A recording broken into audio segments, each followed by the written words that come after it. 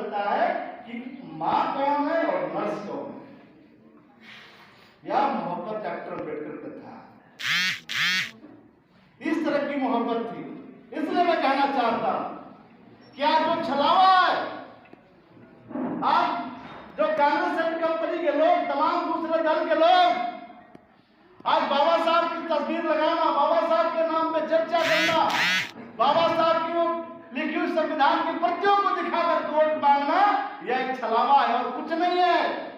इसलिए मैं कहना चाहता हूं, जो 50 साल सत्ता में रहे, हुकूमत में रहे, बाबा साहब को सम्मान के नाम पे एक ईंट रखने का किसी ने काम नहीं किया। यहां तक आपको याद होगा, बाबा साहब को 90-91 में भारत रत्न की उपाधि दी जाती है, सम्मानित किया जाता है। जो कांग्रेस का युवराज वो पुस्तक दिखा करके वोट मांग रहा है संविधान का और बाबा साहब की बात कर रहा है कि बाबा साहब का सम्मान बढ़ना चाहिए। मैं पूछना चाहता हूं, पूरे खानदान को सम्मान करने वाले, सम्मान देने वाले तब बाबा साहब यहां नहीं आ रहे थे। इसलिए बाबा साहब ने कहा था कांग्रेस एंड कंपनी के संबंध में, क्या है हमारे साथियों, इस देश में चाहे जो मजबूरी हो सह लेना, लेकिन चालाना का मेंबर मत बनना। ये लिखित है, बाबा साहब ने अपने किताब में लिखा है।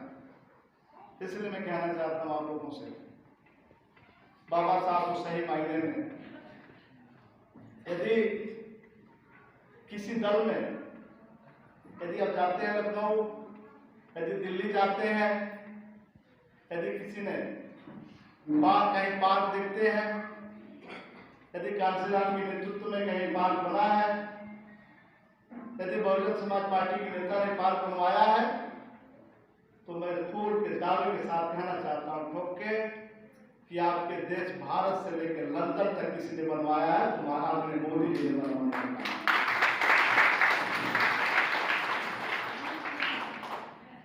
आप इसमें से कोई नहीं देखा होगा।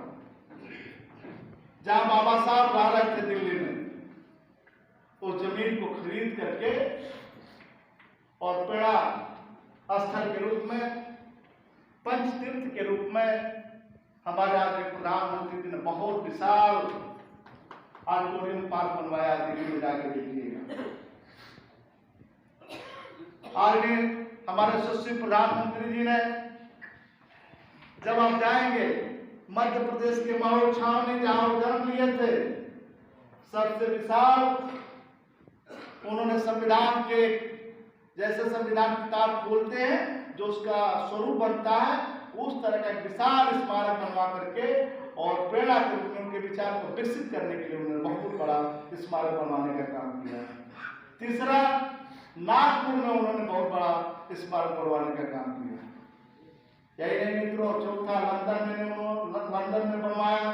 मुंबई में बहुत विशाल स्मारक बना है, 5 तीर्थ के रूप में डेवलप किया गया है, जहां बाबा साहब की विचारधारा और फले फूलेगा और डेवलप करेगा। इसलिए मैं कहना चाहता हूं, भारतीय जनता पार्टी का हर कार्यकर्ता नेता कह सकता है कि बाबा साहब का सपना था कि हर गरीब पढ़े, उसके लिए भारतीय जनता पार्टी आगे है।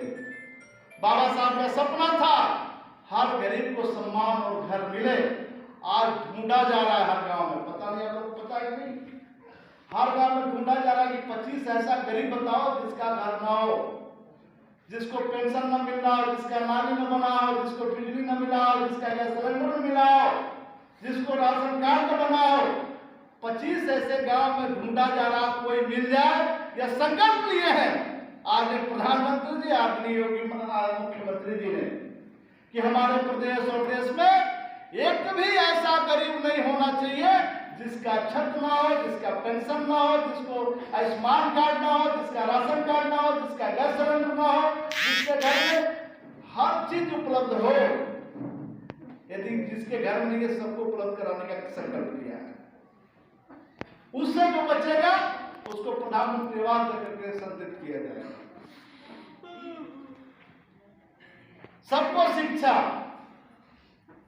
और अभी मैं चर्चा कर रहा था, इस देश का पहला प्रधानमंत्री नेता हैं आदरणीय नरेंद्र मोदी जी, जिन्होंने संकल्प लिया है कि इस भारत में कम से कम हम 3 करोड़ दीदियों को लखपति बनाएंगे। खुला ऐसा किसी ने कहा है अब तक? जहां उन्होंने विश्वास दिलाया है कि देश में युवाओं का जो संख्या है, यही युवा कल आगे बढ़कर के इस देश को चलाएंगे, उसके लिए वो दिन रात मेहनत कर रहे हैं। इसलिए मैं अनुरोध करना चाहता हूं अपने भाइयों से, अपने बहनों से, अपने बुजुर्गों से कि भारतीय जनता पार्टी हर गरीब के लिए, हर युवाओं के लिए, हर कमजोर के लिए, उन बुजुर्गों के लिए। कल तक लोग चिल्ला रहे थे हमारा आयुष्मान कार्ड इसलिए नहीं बना है कि हमारा राशन कार्ड नहीं है, हमारा यूनिट नहीं है। आज प्रधानमंत्री जी ने कहा अब ऐसा नहीं होगा, अब आपके पास राशन कार्ड हो या ना हो, कोई यूनिट की जरूरत नहीं है। जो हमारा कमजोर भाई है, पिता तुल्य है, जिसकी उम्र 70 से ऊपर है, उसका आयुष्मान कार्ड ऐसे ही बना दिया जाएगा। उसकी इलाज की कोई दूसरे की जरूरत नहीं है, उसका इलाज सरकार कराएगी। तमाम योजनाओं से आपको लाभान्वित करने के लिए हमारी उत्तर प्रदेश की सरकार और देश की सरकार के मुखिया दिन रात मेहनत कर रहे हैं। आज देश और प्रदेश प्रगति के मार्ग पे है। इसलिए मैं अनुरोध करना चाहता हूँ, बाबा साहब की जो विचारधारा है उस पर बोला जाए, सैकड़ों दिन महीनों लगेंगे। इसलिए आप जानते हैं सब कुछ, इस बात को गांव में जाकर के बताना है कि बाबा साहब का सपना साकार होता हुआ नजर आ रहा है।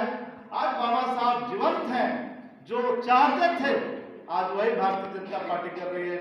इन्हीं सब शर्तों के साथ हमारे माननीय मुख्य अतिथि के साथ साथ अपने सभी सम्मानित साथियों का हृदय से स्वागत करता हूँ, आभार व्यक्त करता हूँ और आप सभी लोगों से यह अनुरोध करना चाहता हूँ, जितने हमारे साथी हैं, जो बुजुर्ग हैं, हमारे जो बहनें हैं, किसी तरह की कोई समस्या हो, आपको कोई तकलीफ हो, हम आप सबसे मिलते हैं। यदि किसी तरह की कोई बात हो आप हमें फोन कर लेंगे, जहां कहेंगे वहां उपलब्ध रहते हैं, मिलते हैं।